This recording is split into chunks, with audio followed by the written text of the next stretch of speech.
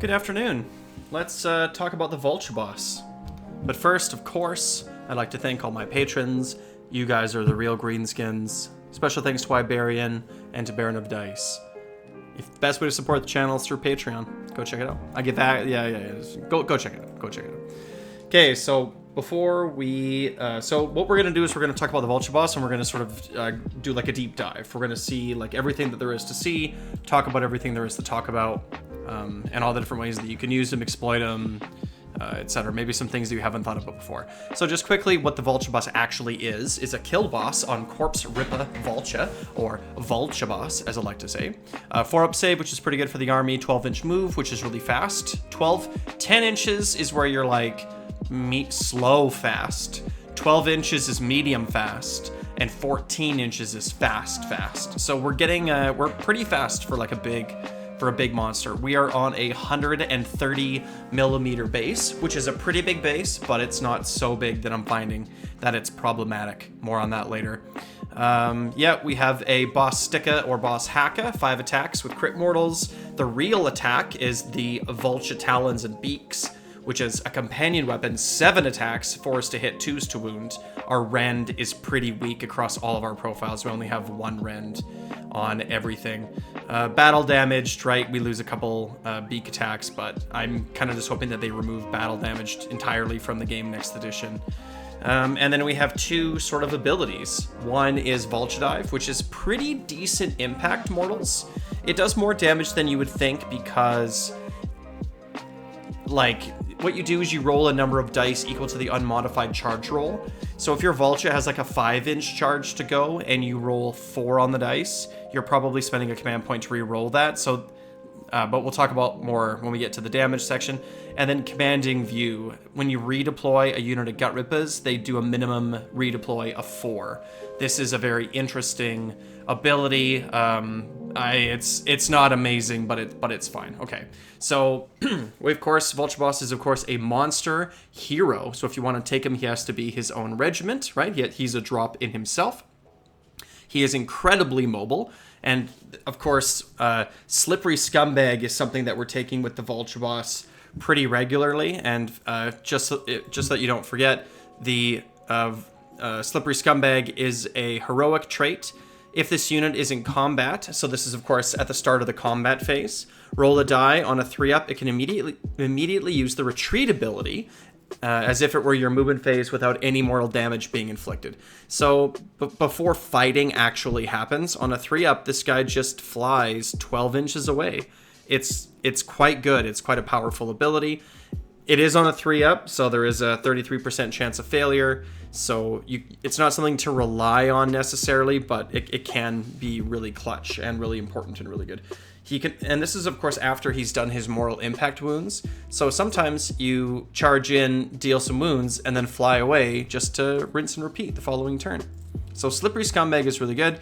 And of course 12-inch fly, and he's an excellent recipient for power through because, you know, he's a monster and he has a whole bunch of wounds, right? So because he has 14 health, not wounds. So even against other monsters, like with 12 health, he'll be able to power through and fly right over them, right? The Vulture Dive, which is his impact mortal ability, combos with all of these things. The fact that he moves 12 inches and flies means that he's going to have short charges a lot of the time, which is great. Slippery Scumbag and power through, right? Like all of these things. If you, at the beginning of the combat phase on your opponent's turn, fly away, well, hey, guess what? On your turn, you're going to get to use the Vulture Dive again. And if you can do this 3-4 times in a game, like you're winning that game. Because of his really high mobility, he scores and denies battle tactics really easily. He can do attack on 2 fronts, right? That's one that he can do and help out with. He can take the flanks pretty easily because he can just like fly up the sides, right? He has enough of a movement speed. He doesn't need to run or anything. He can just fly up the sides. He's also good at take their land with Slippery Scumbag in particular. If you fly him up the side, get him into combat, then he can just sort of like fly away and take, you know, take terrain in your opponent's territory on your following turn. And for the same reason with denying tactics, right? Like he's good at sort of at denying all the tactics that he's good at getting. He's also really good at Dacunin approach, right? He can be the third sort of unit into the fight. So, and because he does impact mortals and he's reasonably slappy, he'll have a pretty easy time adding in the damage to kill the enemy unit that is in combat with a friendly unit this turn. So he's really, really good at taking and denying tactics. Like, that's a big part of why he's good. And a big part of that is just because of how fast he is. You know, mobility in this edition is really good. He's medium durability. He has 14 health and a 4-up save, but no wards and no other defensive abilities except for Slippery Scumbag. So he's a good target for a +1 to save. If you're going to throw him up the flanks, you know, casting Mork's Cunning on him to give him, you know, a 4-up save ignoring a rend is legit. And he's also a good target for all-out defense, right?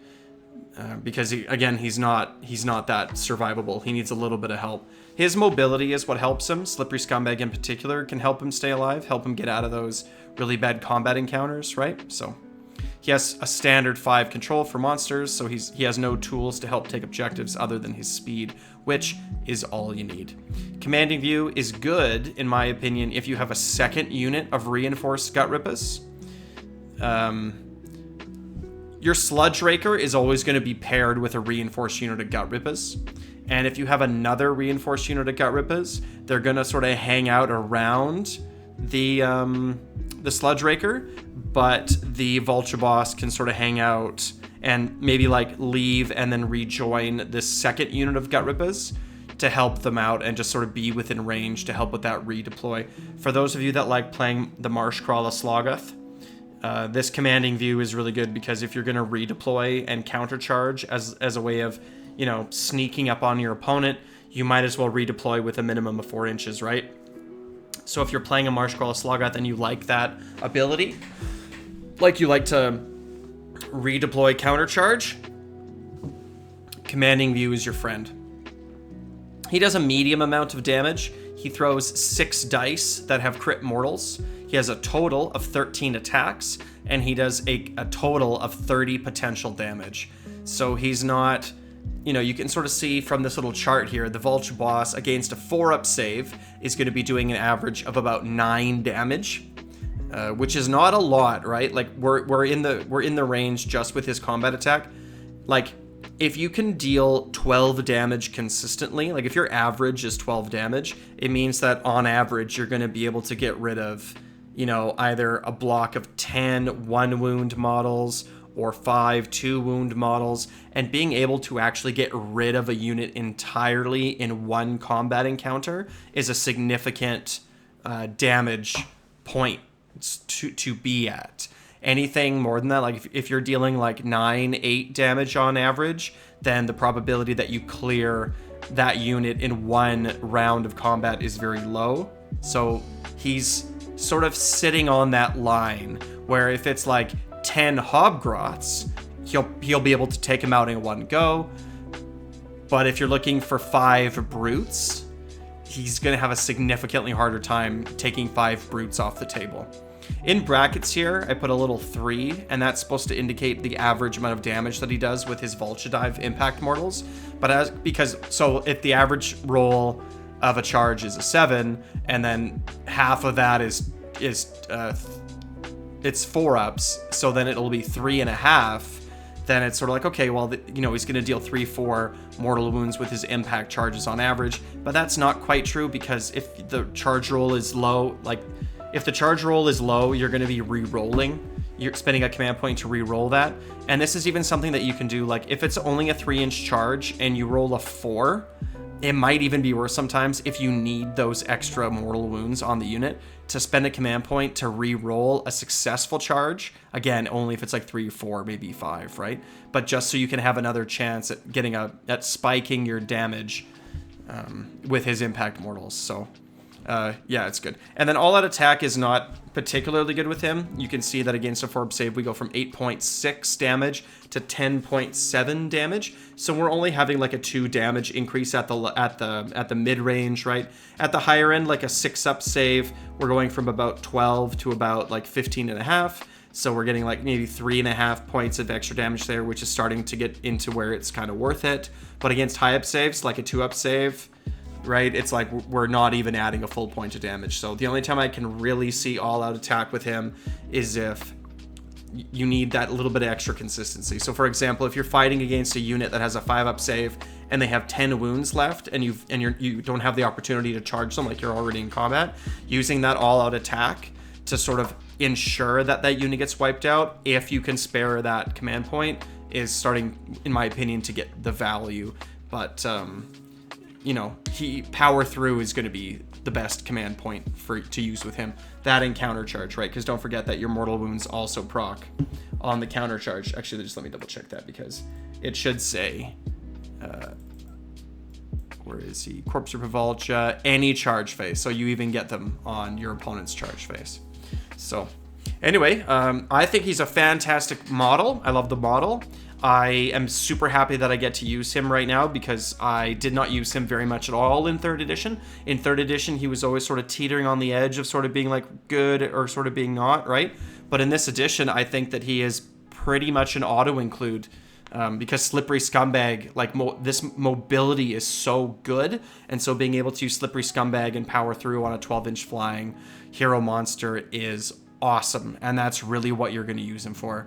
Think about the tactics you're going to achieve with him over the course of a game. Think about the ways that you're going to deny your opponent tactics. Think about what targets you want to charge into to try to soften him up. And he, again, is really good at taking out soft targets. He's not, you know, going to be good at going into that reinforced unit of Ardboys in the center, but what he is going to be good for is trying to pick off your opponent's archers and their backline, trying to pick off their wizards and their foot heroes, and then also just being like one additional dude getting into the fight to help finish things off. If you can keep him alive throughout the game and like rally him and heal him, he'll be really good late game. He'll go from one side of the map to the other side of the map and punch something and hopefully deal enough damage to remove it off the table. So let me know what you think. I'm going to try to cover all of the green skin units in a format like this, so be sure to stick around and check it out. Like, subscribe, wah.